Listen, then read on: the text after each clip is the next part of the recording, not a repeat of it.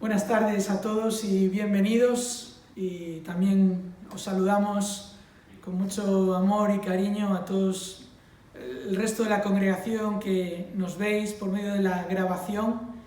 Y como venimos diciendo todo este tiempo, estos días, le damos gracias al Señor. No nos quejamos ni cuestionamos su manera de hacer las cosas, y sí que le damos gracias porque en su voluntad podemos seguir celebrando nuestros cultos, podemos seguir proclamando la palabra de Dios, siendo edificados por medio de ella, y podemos, aunque con más limitaciones, servirnos los unos a los otros y buscar la manera de mantenernos en contacto los unos con los otros, y también confiando en que el Señor es el que dirige nuestros pasos. En esta tarde tenemos la oportunidad de alabarle, de recordar su grandeza, de confiar y de reflexionar en los motivos que tenemos para confiar en Él. Y es lo que vamos a hacer por medio de la alabanza y también por medio de la adoración al escuchar la palabra de Dios.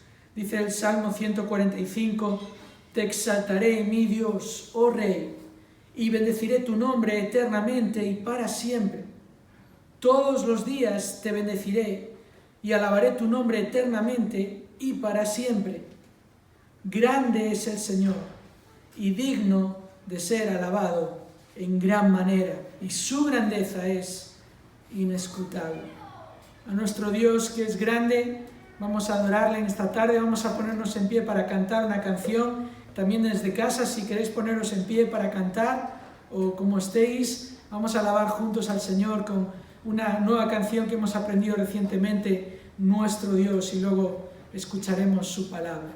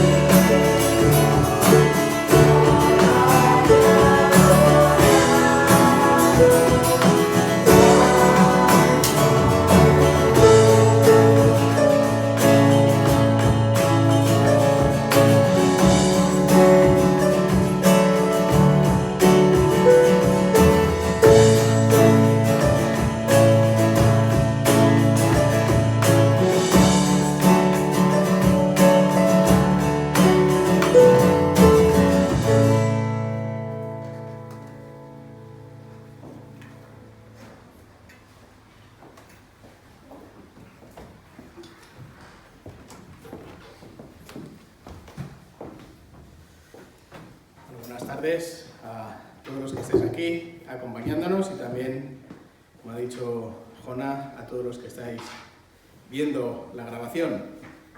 Me gustaría que abrieseis vuestras Biblias por el Salmo número 3. Salmo número 3. Y este es un salmo breve, apenas 8 versículos, pero es un salmo tremendo.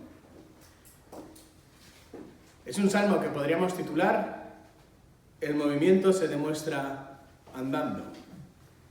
Y esta frase, "el movimiento se demuestra andando", es una frase que acuñó Diógenes en una discusión con Zenón en el siglo IV a.C.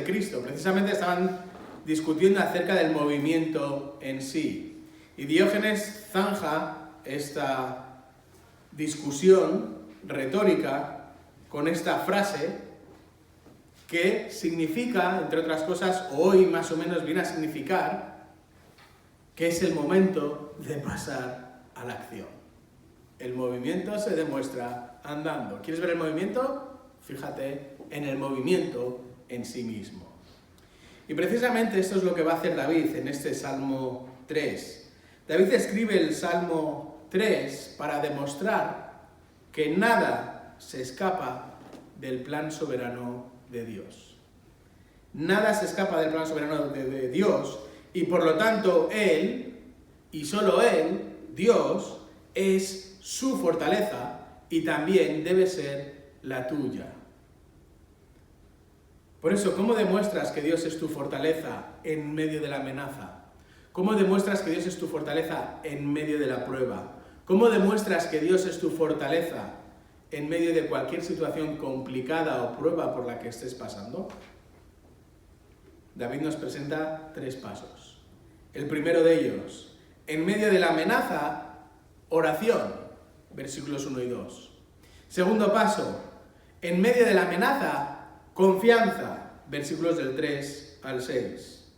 Y el tercer y último paso, en medio de la amenaza, adoración, versículos del 7 al 8.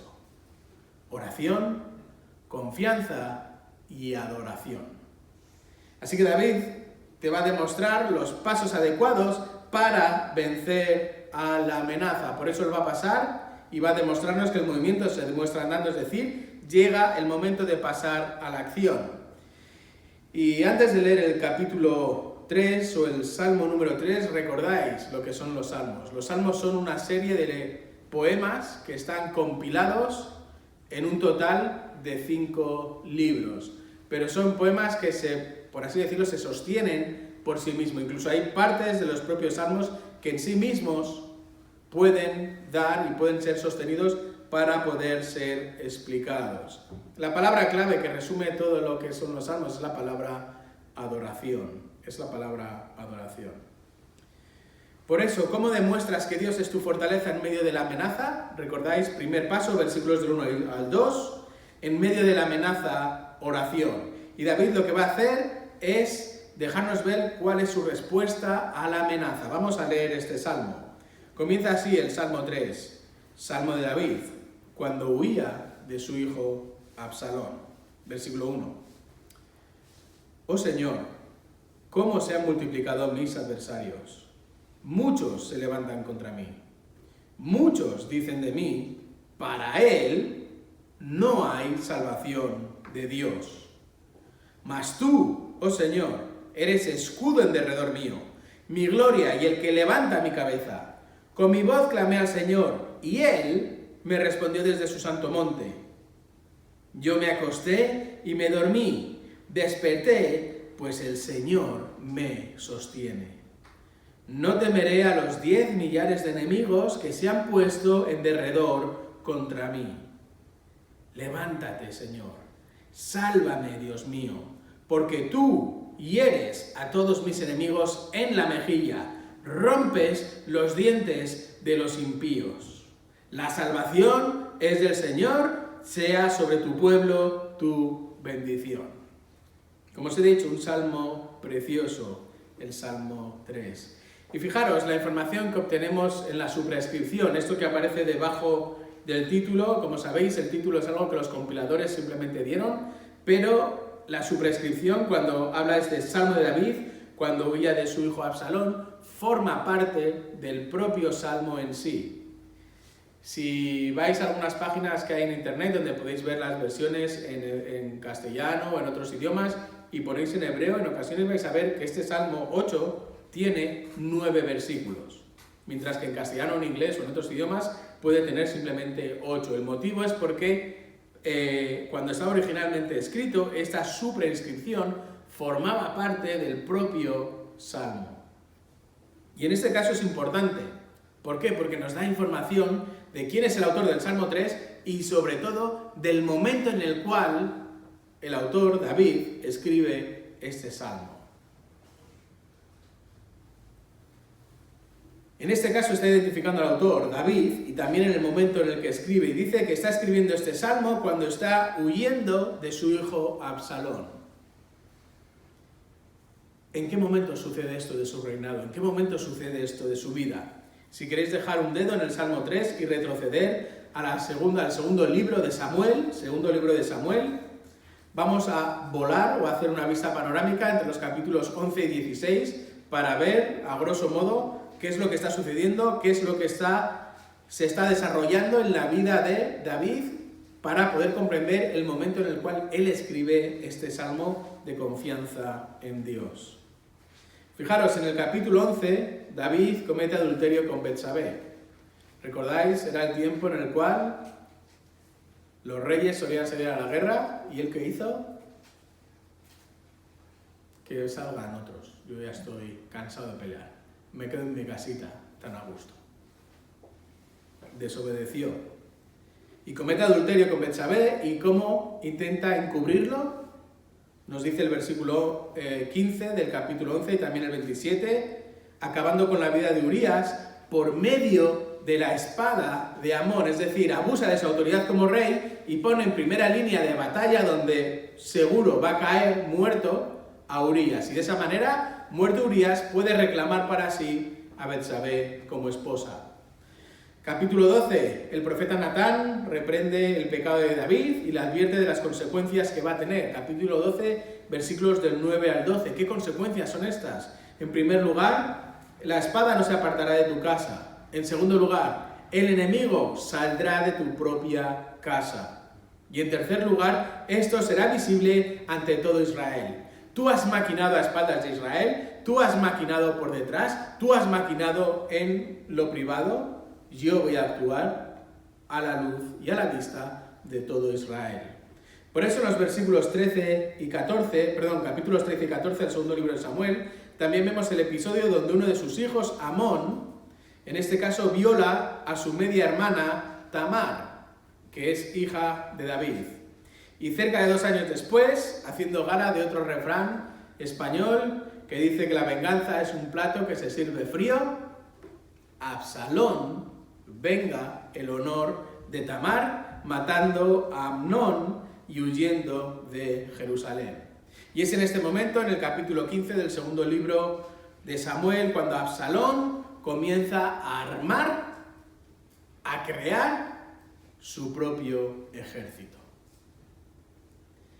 Y por eso vemos en el versículo 12, y vamos a leer aquí ya, segundo libro de Samuel, capítulo 15, versículo 12, y dice así: y Absalón envió a Aitofel, gilonita, consejero de David desde Gilo, su ciudad, cuando ofrecía sacrificios, y la conspiración se hacía fuerte porque constantemente aumentaba la gente que seguía a Absalón. Y recordad, seguir a Absalón, ¿qué supone? Ir en contra del rey David. Versículo 13. Entonces un mensajero vino a David diciendo: el corazón de los hombres de Israel está con Absalón. Y David dijo a todos sus siervos que estaban con él en Jerusalén: levantaos y huyamos, porque si no, ninguno de nosotros escapará de Absalón. Id deprisa, no sea que nos alcance pronto y traiga desgracia sobre nosotros y hiera la ciudad a filo de espada. Y los siervos del rey dijeron: he aquí, tus siervos están listos para hacer todo lo que nuestro señor rey quiera.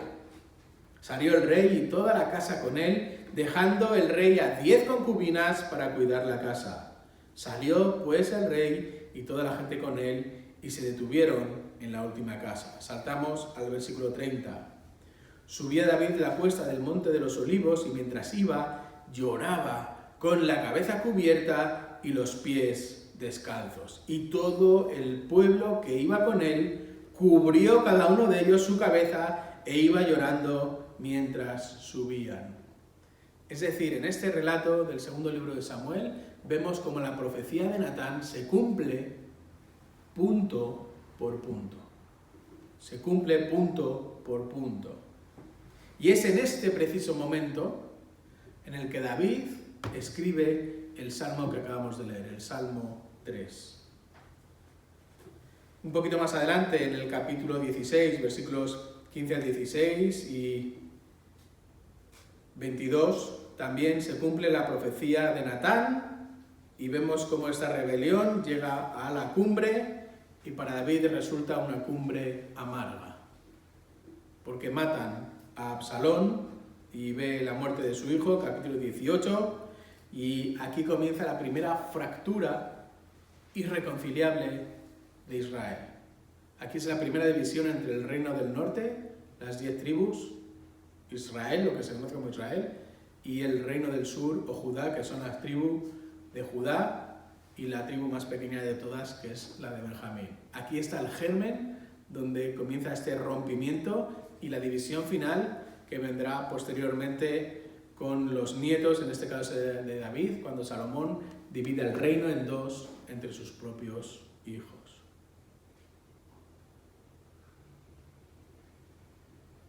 Las consecuencias del pecado, queridos, las consecuencias del pecado. Un pecado aparentemente privado que nadie se iba a enterar. Fijaros las consecuencias del pecado. Versículo 1. Oh Señor, cómo se han multiplicado mis adversarios. Muchos se levantan contra mí. Muchos dicen de mí, para él no hay salvación de Dios. Y esto es importante, queridos. Fijaros, ¿a quién acude David en medio de su salida de Jerusalén? Porque recordad que es el rey.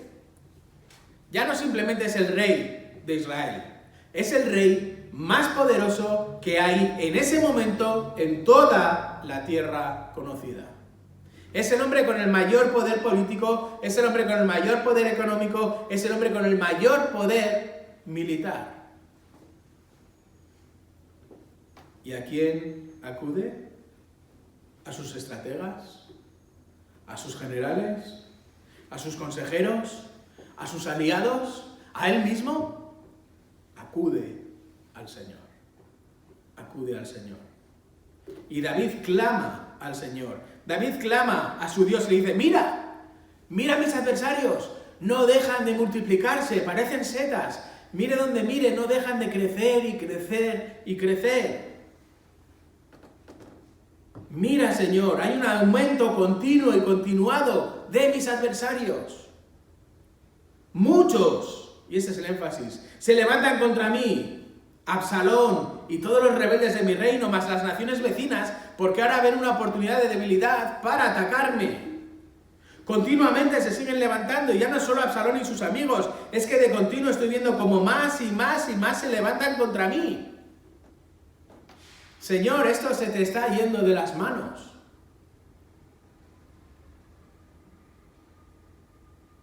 Y no simplemente muchos se levantan contra mí, sino que versículo 2, muchos también dicen de mí. Es decir, no simplemente se han levantado y se siguen levantando, no simplemente se han unido a los rebeldes, que no son un simple puñado de rebeldes, sino que además me desafían y me dicen que para ti no hay salvación de Dios. Para ti no hay salvación de Dios. Literalmente están diciendo, si pudiéramos hacer una traducción, sería, para tu alma no hay salvación, Yeshua, de Dios para ti.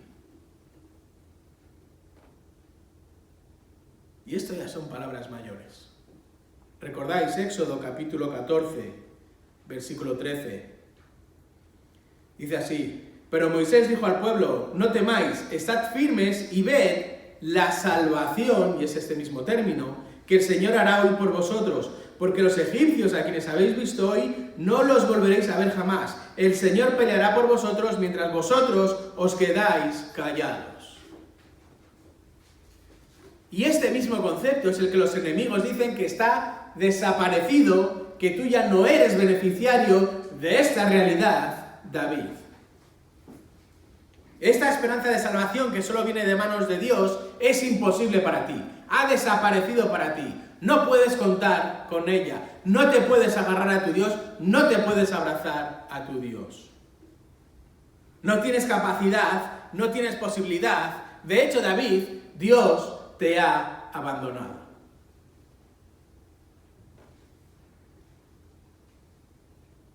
Y David sabe lo que implica que Dios te abandone. Y David sabe lo que implica pelear sin el favor de Dios. Y David sabe lo que implica pelear sin el acompañamiento de Dios. David sabe lo que implica pelear sin la bendición de Dios. David se acuerda de Goliat. David se acuerda de lo que sucedió con Saúl. Y David recuerda lo que sucede cada vez que se pelea sin contar con el favor de Dios. ¿No tienes el favor de Dios? ¿La mano de Dios no está contigo? ¿A qué equivale esto? A una derrota segura, cierta, sin ningún género de dudas. Así que quizás la primera pregunta que nos podemos hacer en esta tarde es: ¿qué haces cuando la sartén se calienta? ¿Qué haces en medio de la prueba? ¿Qué haces en medio de la amenaza? ¿Qué haces cuando el conflicto a tu alrededor aumenta? ¿Qué haces en medio de la dificultad? ¿Qué haces en medio de la prueba? ¿Qué haces en medio de la enfermedad? ¿Qué haces en medio de una situación donde tu integridad está puesta en duda? ¿Buscas una salida? ¿Dónde buscas esa salida? ¿En tus recursos? ¿A quién prestas oído? ¿A los que van en contra de Dios o prestas oído a la palabra de Dios? Y David echa mano de un dúo imbatible, la oración y la palabra. Por eso David nos ha presentado su primera respuesta a la amenaza. La primera respuesta a la amenaza es la oración. Es la oración. David se presentó delante de Dios en oración. No puedo seguir adelante si no es con tu bendición. Y de ahí viene esta pausa o este crescendo que vamos a leer ahora, donde David va a expresar que el movimiento se demuestra andando, primero al dirigirse a Dios en oración, y en segundo lugar, versículos 3 y 6, en medio de la amenaza, confianza. En medio de la amenaza, confianza. Primero oración, en segundo lugar, confianza, versículos del 3 al 6. Y eso es lo que hace David. Tras la oración, llega la confianza. Y fijaros cómo lo explican estos versículos. En medio del fuego de la prueba, cuando la sartén empieza a quemar, David es tremendamente enfático. Y comienza diciendo, pero, más, sin embargo, muy al contrario. David exclama, tú eres Señor. Tú eres Señor. Solo tú, Señor. Nada, ni nadie, ni tan siquiera yo mismo, solo puedo acudir a ti, aunque me digan, aunque expresen, aunque me griten, que para ti no hay salvación de Dios. Yo sé, yo tengo la certeza, tengo la confianza de que tú y solo tú eres quien me protege. Versículo 3. Mas tú, oh Señor, eres escudo en derredor mío, mi gloria y el que levanta mi cabeza. Y fijaros, aquí hay varias palabras que vamos a explicar para que veáis la belleza de la afirmación de David. La primera es escudo. Y el escudo aquí tiene la idea de lo que es un escudo, un arma de guerra defensiva. Es la defensa perfecta, fijaros. Es la parte del equipamiento militar que protege el cuerpo. El casco protege la cabeza y el escudo protege el resto del cuerpo de lanzas, de flechas, de espadas, de hachas, de piedras, de cualquier otro tipo de arma que utilicen en tu contra. Pero fijaros, no es un escudo cualquiera. ¿Qué dice David? Es un escudo en derredor mío. Es decir, es más que un escudo, porque es un escudo que me rodea de una manera completa y de una manera total. Es un escudo esférico, donde me puedo meter y estoy completamente cubierto en todos los flancos absolutos.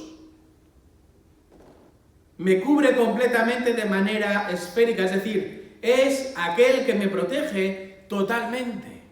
Y ya no simplemente es mi escudo esférico que me protege por todos los flancos posibles, sino que además es mi gloria.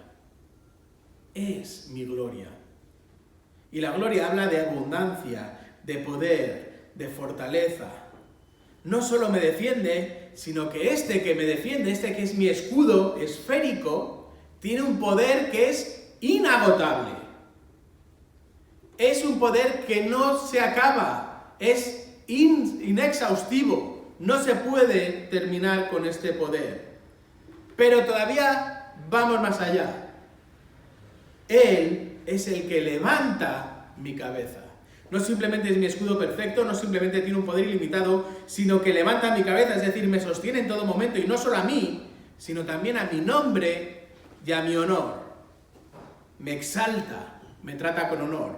Y recordad, estamos en una sociedad, cuando David está escribiendo, en el cual el honor, el nombre de una persona, es el bien más preciado. Por encima de los ceros que pueda tener tu cuenta corriente, está el honor de tu nombre. Y podéis ir a Proverbios y encontrar muchísimas referencias a esta realidad. No simplemente es mi defensa perfecta, no simplemente tiene un poder limitado, sino que además, no solo me defiende físicamente, sino que también defiende mi propio honor. Defiende mi propio honor. Y fijaros el momento en el que está David escribiendo. ¿Recordáis en qué momento está escribiendo? Está saliendo de Jerusalén, ¿cómo? Descalzo, perseguido y además con polvo en su cabeza, con su cabeza cubierta. A pesar de que estoy saliendo de Jerusalén semi-derrotado, a pesar de que estoy siendo insultado por todas las casas que voy cruzando, por todo el pueblo con el que me voy cruzando,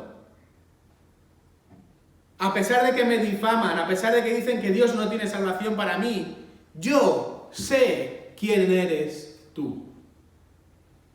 Y yo sé que tú eres mi escudo. Yo sé que tú eres mi gloria. Y yo sé que tú eres el que levanta mi cabeza.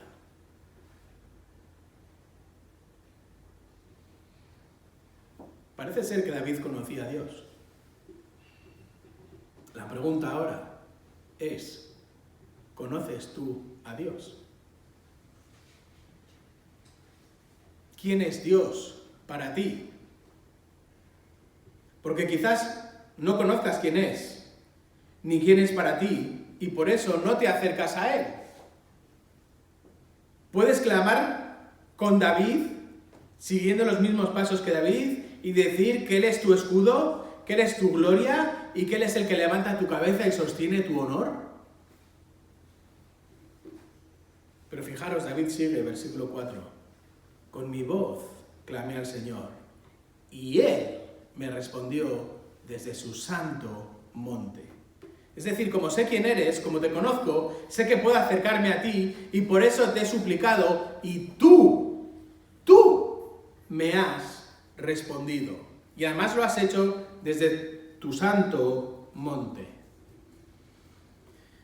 ¿Qué monte es este? Pues no lo sabemos. David no nos dice qué monte es. No sabemos. Probablemente puede que sea Sión, por el Salmo 2, versículo 6, donde se asienta la ciudad de Jerusalén, la capital de Israel, porque tenemos que recordar también que en el momento en el que David está escribiendo, el templo todavía no existía, no había sido edificado. Pero fijaros, da igual el monte que sea, lo importante es lo que implica este monte. Y un monte es una figura que vemos constantemente a lo largo del Antiguo Testamento, especialmente en los libros de los Salmos, como una figura ¿de qué? ¿Cuál es la idea que evoca un monte? Un monte evoca durabilidad. Un monte evoca estabilidad. Un monte evoca socorro. Un monte evoca seguridad, como hemos dicho. Permanencia, firmeza, durabilidad. Todo lo contrario de algo efímero, de algo fútil, algo que se desvanece.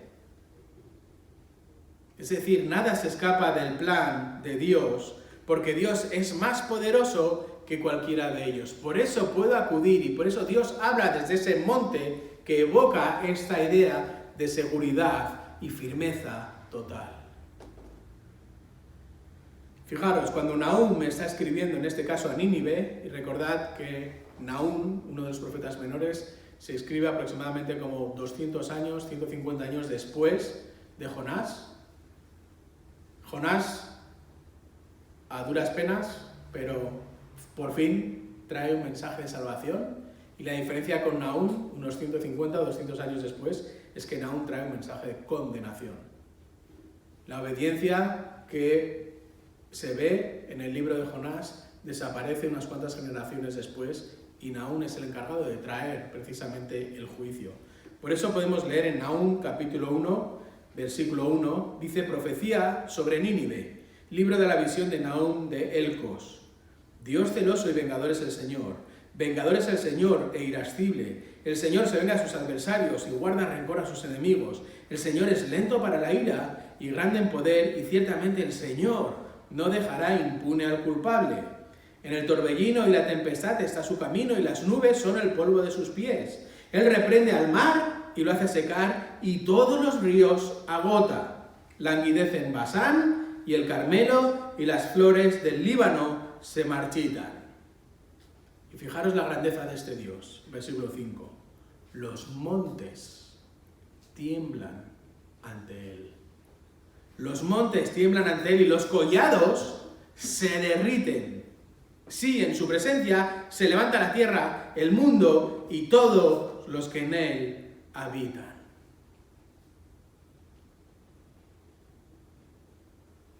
Fijaros, no simplemente es mi escudo.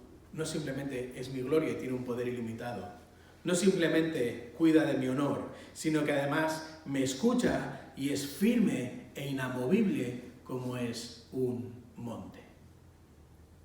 Por eso David puede tener esta confianza en Dios. Y lo enfatiza en el versículo 5, de una manera muy gráfica. Yo me acosté y me dormí y desperté, pues el Señor me sostiene. ¿Recordáis la palabra que se repetía en el versículo 1 y el versículo 2? ¡Muchos! Muchos son los que se levantan contra mí. Muchos son los que me injurian. Muchos son los que me dicen que no hay salvación para ti de parte de Dios. Sin embargo, eres mi Señor. Y la consecuencia directa más importante para mi vida es que esta confianza que yo tengo en ti, que eres mi Señor, me permite que acostarme, dormir y despertarme. Pero no de cualquier manera, sino que me puedo acostar, me puedo dormir y me puedo despertar confiado, porque tú eres el que me sostiene. Tú eres el que me sostiene. Y este sostener tiene que ver con la imagen en un sacrificio de sostener, de mantener el cuerpo de los animales preparado para ser sacrificado, pero también la idea de sostener algo en el cuenco de la mano. Tú eres el que me sostiene en la palma de la mano. Me tienes en el lugar más seguro que existe. Es una imagen que vemos repetida en el Salmo 37, en el Salmo 119, en el Salmo 145. Y por eso esta seguridad, esta confianza supone que a pesar de que muchos se levanten, de que muchos me injurien, mi confianza está tranquila. Versículo 6. No temeré a los 10 millares de enemigos que se han puesto en derredor contra mí. Y este es un no enfático. No, no y no. No temeré, no tengo temor, no tengo terror por mis muchos enemigos, aunque mi vida corra peligro. Y fijaros, aquí David está haciendo un juego de palabras con los 10 millares de enemigos. Y este juego de palabras implica que 10 millares es el número máximo que existía en hebreo. Se refiere a abundantes, a miles, a incontables. Nosotros hoy diríamos millones de millones, trillones de trillones.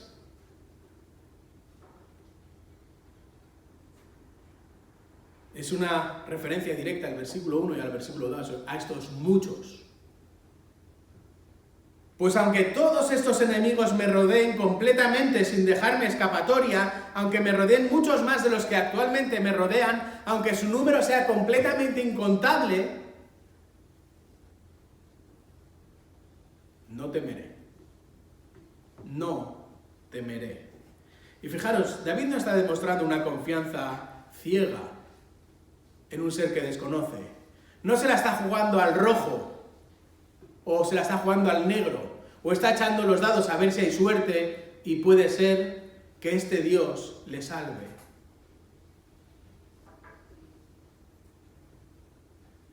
David confía en Dios porque David conoce a Dios. Por eso es importante que respondas a la pregunta: ¿a qué Dios conoces tú? ¿Es un Dios que tienes aparcado de lunes a sábado y que solo retomas un ratito el domingo por la mañana? Porque si no le conoces, no puedes confiar en Él. Es imposible. Porque el movimiento se demuestra andando. Y eso es lo que hace David. Y hemos visto cómo el movimiento se demuestra andando con la oración. Hemos visto cómo el movimiento se demuestra andando con la confianza. Pero queda un tercer paso en los versículos 7 y 8. Y es que en medio de la amenaza está la adoración. Versículos 7 y 8.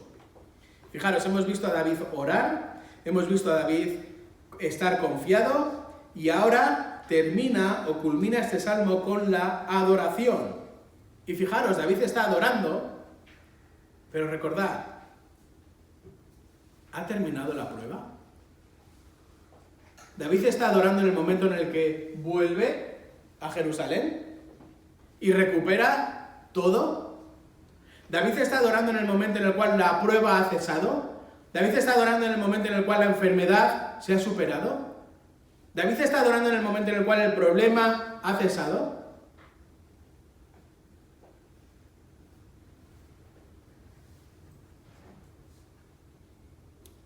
En medio del problema, en medio del torbellino, en medio de la amenaza,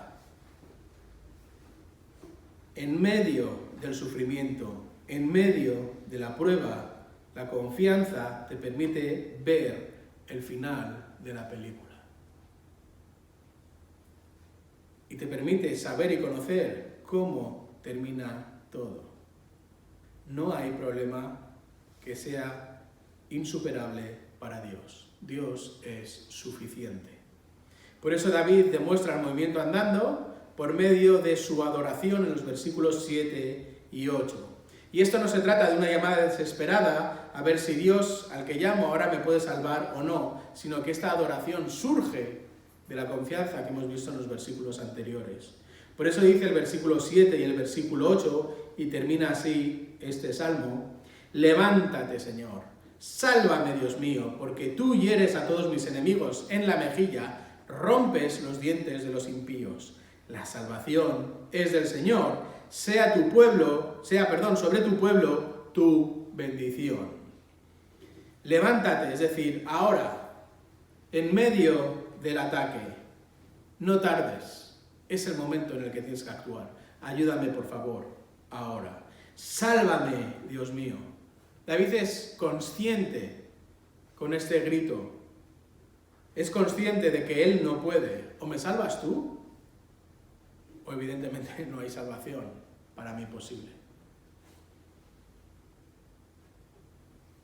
¿Por qué? Porque tú eres el que hiere a todos mis enemigos, en la mejilla, es decir, herir. La idea es golpear, machacar, destruir, hacer polvo. tú eres el único que puede acabar con mis enemigos. Y no solo acabar con mis enemigos de cualquier manera, sino que además hiriéndoles, destruyéndoles en la mejilla. Y nuevamente tenemos que recordar que estamos en una sociedad donde el honor es lo más importante. No simplemente vas a acabar con mis enemigos, sino que además los vas a avergonzar. Y van a saber que están hablando con el Dios del universo. Pero es más, hay más. Tú rompes los dientes de los impíos.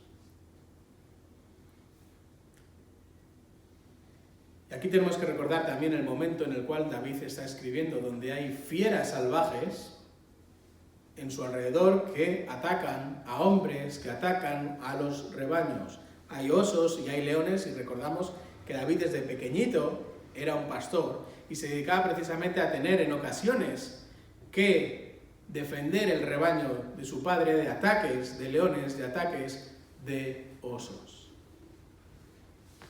Al igual que muchos animales salvajes atacan con los dientes, tú se los vas a romper.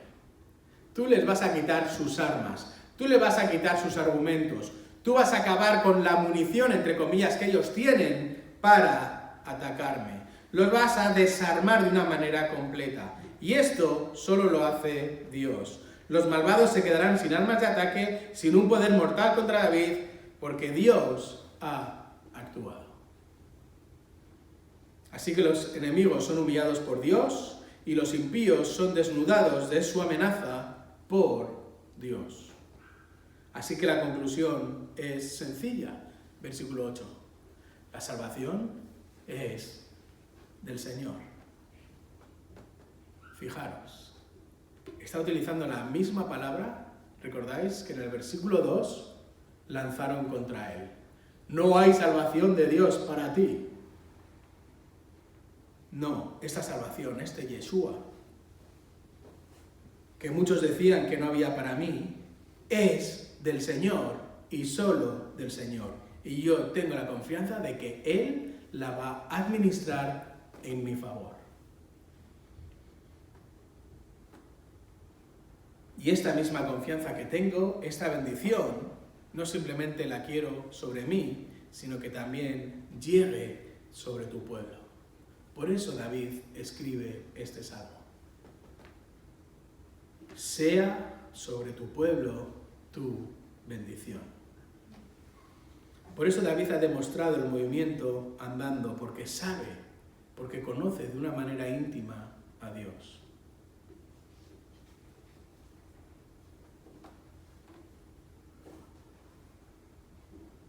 Y su conocimiento le hace que en medio de la prueba, en medio de la amenaza, en primer lugar, ore. En segundo lugar, demuestre su confianza. Y en tercer lugar, adore, como hemos visto. 2017 había un artículo en Europa Press que decía que el miedo es una emoción que surge ante una percepción de peligro. Es decir, otra respuesta al miedo es el ataque o la huida, pero hay una tercera respuesta que es la parálisis. Y hay muchos animales que ante el ataque o la amenaza de ataque de otro parece que se mueren. Les da como un respingo y se quedan muertos. Y de esa manera el animal ya no ataca a una presa que está muerta.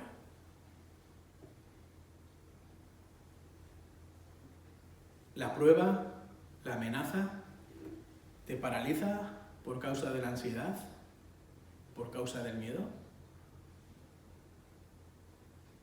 ¿Qué hizo Jesús en medio de la prueba? ¿Recordáis Mateo capítulo 4? ¿Cómo se defendió de las acusaciones y de las pruebas de Satanás? Agarrando y haciéndose fuerte en la palabra del Señor. Escrito está, escrito está, escrito está. También vemos cómo en medio de la prueba Jesús se agarró a la oración para seguir adelante. Lo vemos en Getsemaní especialmente. Por eso hay preguntas que tienes que responder. ¿Cómo vas de palabra? ¿Qué lugar ocupa en tu vida? ¿Qué lugar ocupa en tu día a día? Y la oración. Eres una persona que se caracteriza por ser un guerrero de oración, o simplemente con gracias por los alimentos, danos un buen día, amén, es suficiente. ¿Cómo está tu movimiento? ¿Demuestras que el movimiento se ejecuta andando? ¿Dónde está tu confianza? ¿Conoces al Dios de David como David lo conoce? ¿O tu conocimiento de Dios es un conocimiento vago y superficial? Porque si tu conocimiento es vago y superficial, entonces te va a impedir orar, confiar y alabar a Dios tal como ha hecho David en medio del Salmo 3, en medio precisamente de la prueba. Por eso demuestras el movimiento andando en oración, confianza y adoración. Esperemos que así sea. Vamos a concluir con una oración y después tendremos un cántico más.